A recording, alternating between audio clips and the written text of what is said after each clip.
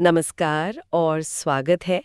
आज हम एक बहुत ही दिलचस्प और प्रभावशाली विचार पर गहराई से बात करने वाले हैं। यह है हॉवर्ड गार्डनर का बहुबुद्धि सिद्धांत, यानी थियोरी ऑफ मल्टीपल इंटेलिजेंसेस।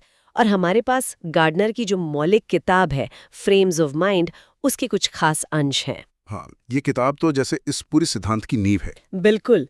तो हमारा मकसद है कि इसके पीछे के जो मूल विचार हैं उनको समझें, गार्डनर ने जो अलग अलग तरह की बुद्धिमत्ताएं बताई उनको जानें, और सबसे ज़रूरी कि वही शिक्षा और इंसान की क्षमता को लेके हमारी जो सोच है उस पर इसका क्या असर पड़ता है ना? तो तैयार है? चलिए इस गुत्थी को सुलझाते हैं ज़रा। हाँ, ये चर्चा जरूरी इसलिए भी है क्योंकि यह हमें उस पुरानी थोड़ी संकरी सोच से बाहर निकालती है। मतलब जो हम इंटेलिजेंस को सिर्फ आईक्यू टेस्ट से जोड़कर देखते हैं। गार्डनर का काम एक सीधे से सवाल से शुरू होता है।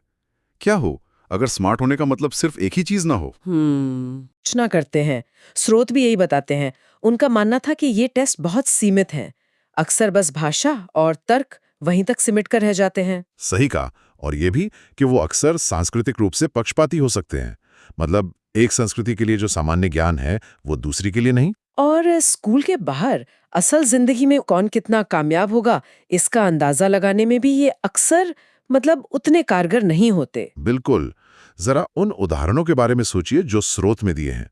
प्रशांत महासागर का वो पुलवाट नाविक, हाँ, जो बिना किसी कंपास या जीपीएस के सिर्फ तारों, लहरों, हवा को पढ़कर हजारों मील चला जाता है। अविश्वसनीय। या वो ईरान का किशोर जिसने पूरा कुरान याद कर लिया है, कंठस्थ। या पेरिस का वो नौजवान जो कंप्यूटर पर बैठकर कमाल का संगीत बना रहा है। हम्म तो क्या हम कहेंगे कि ये लोग बुद्धिमान नहीं हैं सिर्फ इसलिए कि वो शायद किसी स्टैंडर्ड आईक्यू टेस्ट में टॉप ना करें? नहीं, बिल्कुल नहीं कह सकते। ये तो अपने आप में असाधारण योग्यताएं हैं। और यहीं पर गार्डनर की अपनी परिभाषा आती है बुद्धिमत्ता की, है ना? वो कैसे बताते हैं इसे? हाँ, गार्डनर कहते हैं कि बुद्धिमत्ता है किसी एक या ज्यादा सांस्कृतिक माहौल में जो चीजें जरूरी हैं, मतलब मूल्यवान हैं, उनसे जुड़ी समस्याओं को हल करने की क्षमता, या फिर कुछ उपयोगी चीजें बनाने की क्षमता। अच्छा, सांस्कृतिक परिवेश में मूल्यवान और समस्या हल करना या कुछ बनाना, ये दो बातें खास हैं। जी हाँ, मतलब इंटेलिजेंस कोई हवा में तैरती चीज नहीं है। वो किसी न किसी काम आती है, किसी समाज के लिए उपयोगी होती है। और ये सिर्फ जानना नहीं, करना है। ये परिभाषा हमें उस पुरानी सोच से दूर ले जाती है कि दिमाग में कोई एक जी फैक्टर, मतलब जनरल इंटेलिजेंस है। हाँ, कि बस एक ही तरह की स्मार्टनेस होती है। गार्डनर कहते हैं नहीं, दिमाग एक स्विस आर्मी नाइफ जैसा है। उसमें कई अलग अलग तरह के औजार हैं, मतलब कई अलग अलग बुद्धिमत्ताएं। तो ये अलग-अलग औजार, ये बुद्धिमत्ताएं कौन-कौन सी हैं? उन्होंने शुरू में 7 बताई थी। ठीक, क्या हम उन पे थोड़ी बात कर सकते हैं? हाँ, गार्डनर ने शुरुआत में 7 बताई जो एक दूसरे से काफी हद तक स्वतंत्र हैं। पहली है भाषाई बुद्धिमत्ता, लिंग्विस्टिक इंटेलिजेंस। शब्दों का खेल। हाँ, शब्दों को असरदार तरीके से इस्तेमाल करना, बोलने में, लिखने में, जैसे कवि, लेखक, अच्छे वक्ता। दूसरी है तार्किक गणितीय बुद्धिमत्ता, लॉजिकल मैथमेटिकल इंटेलिजेंस। ये तो जानी-पहचानी लगती है। हाँ, तर्क करना, पैटर्न समझना, समस्याओं को लॉजिक से हल करना, नंबरों के साथ खेलना। वैज्ञानिक, गणितज्ञ, कंप्यूटर प्रोग्रामर अक्सर इसमें माहिर होते हैं। ये दो तो पारंपरिक आईक्यू टेस्ट जैसी ही लग रही हैं। स्कूल में भी इन्हीं पर जोर रहता है। सही कहा। ज्यादातर स्कूलों में इन्हीं दो को सबसे ज्यादा महत्व मिलता है। लेकिन गार्डनर यहीं नहीं रुके। तीसरी है संगीतिक बुद्धिमत्ता, म्यूजिकल इंटेलिजेंस। संगीत वाली? हाँ, लय, ताल, सुर, संगीत के पैटर्न को समझना, बनाना, उसकी सराहना करना। संगीतकार, गायक, कंपोजर वगैरह। चौथी है स्थानिक बुद्धिमत्ता, स्पेशियल इंटेलिजेंस। स्थानिक मतलब स्पेस से जुड़ा हुआ। हाँ, दृश्य और स्थानिक दुनिया को सटीक रूप से समझना, उसमें मनी मन बदलाव करना, जैसे नक्शे पढ़ना, चीजों को दिमाग में घुमाकर देखना, रास्ता खोजना। आर्किटेक्ट, मूर्तिकार, नाविक, पायलट, शतरंज के खिलाड़ी। शतरंज के खिलाड़ी, हाँ, वो तो कई चालें आगे सोचते हैं। बिल्कुल। ये दिलचस्प है। और बाकी 3? पांचवी है शारीरिक गति संवेदी बुद्धिमत्ता, बॉडीली काइनेस्थेटिक इंटेलिजेंस, अपने शरीर का इस्तेमाल कुशलता से। अच्छा, जैसे खिलाड़ी या डांसर? बिल्कुल। खिलाड़ी, डांसर, सर्जन, कारीगर, अभिनेता, ये सब समस्याओं को हल करने या कुछ बनाने के लिए अपने शरीर का इस्तेमाल करते हैं। छठी है अंतर्वैयक्तिक बुद्धिमत्ता। Interpersonal intelligence. इंटरपर्सनल मतलब दूसरों से जुड़ा हुआ। हाँ, दूसरे लोगों की भावनाओं, उनके इरादों, उनकी प्रेरणाओं को समझना और उनके साथ असरदार तरीके से बातचीत करना। शिक्षक, नेता, डॉक्टर, सेल्स पर्सन अक्सर इसमें अच्छे होते हैं। और आखिरी 7वीं? वो है अंतरावैयक्तिक बुद्धिमत्ता, इंट्रापर्सनल इंटेलिजेंस। ये खुद को समझने की क्षमता है, अपनी भावनाएं, अपनी ताकत, कमजोरियां, इच्छाएं, लक्ष्य, इन सब के बारे में गहरी समझ। खुद को जानना, जैसे दार्शनिक या मनोवैज्ञानिक। हाँ, या कोई भी व्यक्ति जो आत्मचिंतन करता हो। तो ये थी वो शुरुआती 7 बुद्धिमत्ताएं। 7 अलग-अलग तरह की इंटेलिजेंस। ये तो सोचने का बिल्कुल नया नजरिया है। पर एक सवाल आता है मन में, गार्डनर इन्हीं 7 पर कैसे पहुंचे? क्या ये बस उनका अंदाजा था या इसके पीछे कोई ठोस वैज्ञानिक आधार भी था? कहीं हवा में तो नहीं चुन ली? नहीं, ये बहुत अच्छा सवाल है। ये कोई तुक्का नहीं था। जैसा स्रोत बताते हैं, गार्डनर ने सिर्फ साइकोलॉजिकल टेस्ट के आंकड़ों पर भरोसा नहीं किया, जैसे पहले कुछ लोगों ने किया था। उन्होंने 8 अलग-अलग कसौटियां, मापदंड तय किए और फिर अलग-अलग फील्ड से सबूत इकट्ठा किए। बहुत कठोर प्रक्रिया थी। 8 कसौटियां, जैसे कि? जैसे एक कसौटी थी मस्तिष्क क्षति से अलगाव। क्या दिमाग के किसी हिस्से में चोट लगने पर कोई खास क्षमता चली जाती है, जबकि बाकी ठीक रहती है? अच्छा। फिर क्या उस क्षमता का कोई विकासवादी इतिहास है? मतलब क्या वो हमारे पूर्वजों के लिए उपयोगी थी? क्या उसका बच्चों में कोई खास विकासात्मक पथ होता है? क्या ऐसे असाधारण व्यक्ति मिलते हैं जो किसी एक क्षेत्र में बहुत ज्यादा प्रतिभाशाली हों? जैसे कोई बच्चा जो विलक्षण हो या कोई एक्सपर्ट।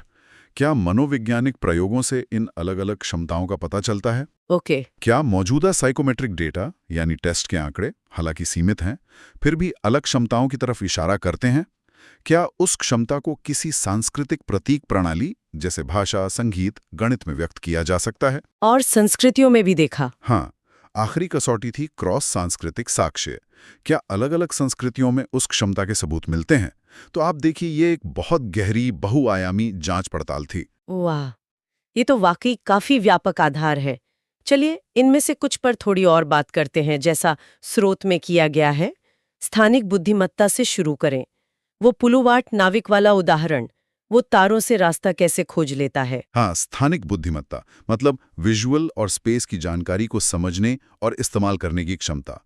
वो पुलुवाट नाविक क्या करते हैं? वो सितारों की स्थिति, लहरों का पैटर्न, हवा की दिशा, यहाँ तक कि पानी के तापमान में हल्के बदलाव, इन सबको मिलाकर अपने दिमाग में एक पूरा नक्शा बना लेते हैं। मानसिक नक्शा। हाँ, ये सिर्फ देखना नहीं है, बल्कि उस जानकारी को प्रोसेस करके रास्ता तय करना है। स्रोत में शतरंज खिलाड़ियों का भी जिक्र है। वो मनी मन कई चालें आगे की सोच लेते हैं। ये भी एक तरह का स्थानिक मैनिपुलेशन है। और मूर्तिकार जैसे रोडेन या हेनरी मूर, वो पत्थर में छिपी मूर्ति को देख लेते हैं। या वॉटसन और क्रिक, जिन्होंने डीएनए का मॉडल बनाया, ये सब भी स्थानिक हैं। बिल्कुल, ये सब स्थानिक बुद्धिमत्ता के अलग-अलग रूप हैं। मूर्तिकार 3D में सोचते हैं, वैज्ञानिक जटिल संरचनाओं की कल्पना करने के लिए स्थानिक तर्क का इस्तेमाल करते हैं। अगर दिमाग के नजरिए से देखें तो ये क्षमता अक्सर दाहिने हेमिस्फेयर से जुड़ी होती है, राइट ब्रेन से। हाँ, पर दिलचस्प बात यह है, जैसा बारबरा लैंडौ के अध्ययन बताते हैं, कि जो लोग जन्म से देख नहीं सकते, उनमें भी कमाल के स्थानिक कौशल हो सकते हैं। वो अपने आसपास की जगहों को बखूबी समझ लेते हैं, नेविगेट कर लेते हैं। अच्छा, तो ये सिर्फ देखने पर निर्भर नहीं है? नहीं, ये स्थानिक संबंधों को समझने की एक गहरी क्षमता है। ये तो वाकई हैरान करने वाला है। और अलग-अलग संस्कृतियों में इसका महत्व अलग हो सकता है। हाँ, जैसे स्रोत में कलाहारी के गिक्वे बुशमैन का जिक्र है। वो जानवरों के पैरा के निशान पहचानने और ट्रैक करने में उस्ताद होते हैं। उनके लिए ये जिंदगी और मौत का सवाल है।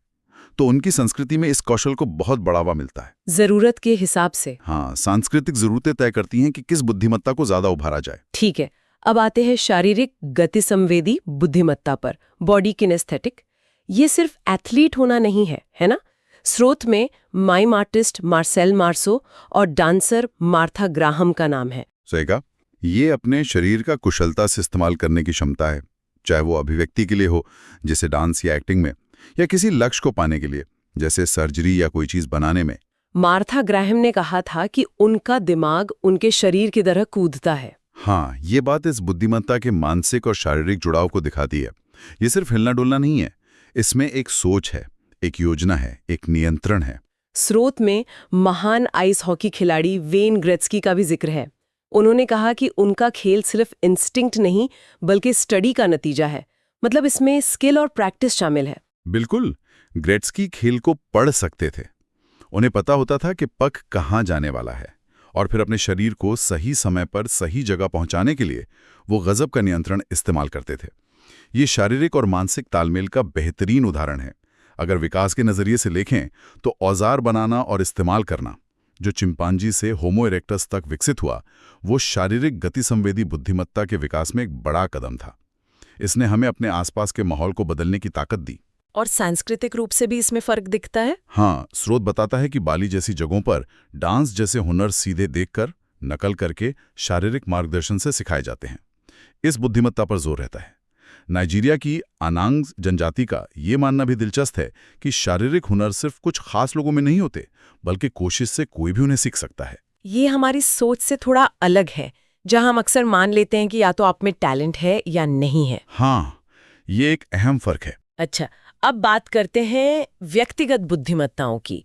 पर्सनल इंटेलिजेंस, अंतरावैयक्तिक और अंतर्वैयक्तिक, ये थोड़ी अमूर्त सी लगती हैं। इन्हें थोड़ा और समझाएंगे? जरूर। देखिए, अंतरावैयक्तिक बुद्धिमत्ता है खुद को समझने की क्षमता, अपनी भावनाओं को, अपनी प्रेरणाओं को, अपनी इच्छाओं, ताकतों, कमजोरियों को जानना, मतलब सेल्फ अवेयरनेस, आत्म जागरूकता। हाँ, जो लोग इसमें अच्छे होते हैं वो अपनी जिंदगी को बेहतर दिशा दे पाते हैं, अपनी प्रतिक्रियाओं को समझ पाते हैं, सोच समझकर फैसले ले पाते हैं। स्रोत में उपन्यासकार मार्शल प्रूस्ट का उदाहरण है, जिन्होंने इंसान के अंदरूनी जीवन की गहराइयों को खंगाला। और अंतर्वैयक्तिक बुद्धिमत्ता दूसरों को समझने के बारे में है। जी, ये दूसरों लोगों के मूड, उनके इरादे, उनकी भावनाएं, उनके नजरिए को समझने की क्षमता है, और उनके साथ प्रभावी ढंग से जुड़ने की क्षमता। इसमें सहानुभूति, सोशल स्किल्स, लीडरशिप जैसी चीजें आ सकती हैं। जैसे अच्छे टीचर, डॉक्टर, लीडर या अच्छे दोस्त भी वो लोगों को पढ़ सकते हैं और सही तरीके से रिएक्ट कर सकते हैं। स्रोत में मस्तिष्क के फ्रंटल लोब्स का जिक्र है। क्या इनका कोई न्यूरोलॉजिकल आधार है? हाँ, माना जाता है कि दिमाग का अगला हिस्सा फ्रंटल लोब्स, जो प्लानिंग, फैसला लेने और सामाजिक व्यवहार में अहम भूमिका निभाते हैं, वो व्यक्तिगत बुद्धिमत्ताओं के लिए खास तौर पर जरूरी हैं। इन हिस्सों में चोट लगने से अक्सर सेल्फ अवेयरनेस या सामाजिक समझ में गंभीर दिक्कतें आ जाती हैं। स्रोत में कण समाज और क्षेत्र समाज का भी जिक्र है। ये क्या है और ये व्यक्तिगत बुद्धिमत्ता से कैसे जुड़ता है? ये एक दिलचस्प सांस्कृतिक अंतर है। कण समाज, जैसे कई पश्चिमी समाज, व्यक्ति की आज़ादी, उसकी स्वायत्ता पर बहुत जोर देते हैं। यहाँ स्व यानी सेल्फ को एक अलग इकाई माना जाता है, इंडिविजुअलिज्म। इसके उलट क्षेत्र समाज, जैसे स्रोत में माओरी या डिंका का जिक्र है, वो व्यक्ति को उसके सामाजिक समूह और संदर्भ के हिस्से के रूप में ज्यादा देखते हैं। यहाँ स्व दूसरों और माहौल के साथ रिश्तों में परिभाषित होता है। इसका असर इस पर पड़ता है कि अंतरावैयक्तिक और अंतर्वैयक्तिक बुद्धिमत्ताएं कैसे समझी और जताई जाती हैं। तो खुद को या दूसरों को समझने का तरीका भी संस्कृति से प्रभावित होता है। निश्चित रूप से। जैसे एरिक एरिक्सन का जो सिद्धांत है पहचान संकट का किशोरावस्था में, वो मुख्य रूप से पश्चिमी कण समाज के संदर्भ में बना था। क्षेत्र समाजों में पहचान का विकास शायद अलग तरह से होता हो। मनोवैज्ञानिक निकोलस हम्फ्री ने तो यहाँ तक कहा है कि शायद हमारी ये जटिल सामाजिक दुनिया को समझने की क्षमता, यानी अंतर्वैयक्तिक बुद्धिमत्ता ही वो मुख्य चीज है जिसने इंसानी दिमाग के विकास को सबसे ज्यादा बढ़ावा दिया। क्योंकि समूह में सफलतापूर्वक रहना और सहयोग करना हमारे जिंदा रहने के लिए बहुत जरूरी था। हाँ, ये बात तो सोचने वाली है। ये सब बहुत मायने रखता है, लेकिन ये बुद्धिमत्ताएं अकेले अकेले काम नहीं करती हैं। स्रोत प्रतीक प्रणालियों, सिंबल सिस्टम्स की भूमिका पर भी बात करता है। हाँ, ये एक बहुत जरूरी कड़ी है। गार्डनर का तर्क है कि ये जो कच्ची जैविक क्षमताएं हैं, यानी बुद्धिमत्ताएं, वो संस्कृति से मिली प्रतीक प्रणालियों के जरिए ही आकार लेती हैं और व्यक्त होती हैं। प्रतीक प्रणालियां जैसे भाषा? हाँ, भाषा एक प्रतीक प्रणाली है जो भाषाई बुद्धिमत्ता को जाहिर करती है। संगीत के नोट्स संगीतिक बुद्धिमत्ता को, गणित के सिंबल तार्किक गणितीय बुद्धिमत्ता को, इशारे, हावभाव शारीरिक गति संवेदी और अंतर्वैयक्तिक बुद्धिमत्ता को व्यक्त कर सकते हैं। ये प्रतीक हमें सोचने, बात करने और संस्कृति को एक पीढ़ी से दूसरी पीढ़ी तक पहुंचाने में मदद करते हैं। तो जैसे संगीत की प्रतिभा होना एक बात है, लेकिन उसे संगीत के नोटेशन के जरिए लिखना, समझना, विकसित करना वो दूसरी बात है, जिसमें प्रतीक प्रणाली का इस्तेमाल होता है। बिल्कुल सही। स्रोत बताता है कि प्रतीक का इस्तेमाल भी धीरे धीरे विकसित होता है।